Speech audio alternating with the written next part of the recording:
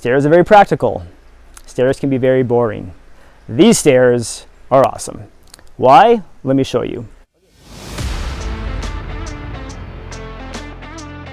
Hey guys, if you're designing a deck, here's how to take your stairs from good to great.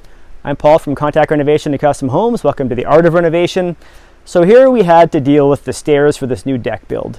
Okay, so we have an asymmetrical design here, which creates 4 little platforms on either side for storage and for display. It's a really slick design. It looks nice, presents really well, but it's also very practical at the same time. It also gives us a chance to do some interesting details on the fascia of these stairs or the riser, so we can tie it in with the built-in storage compartments on either side, which is again practical but attractive. Also, the lighting details will help not only for safety to light up the stairs at night, but it really makes for a nice ambient light here and helps the stairs to really pop.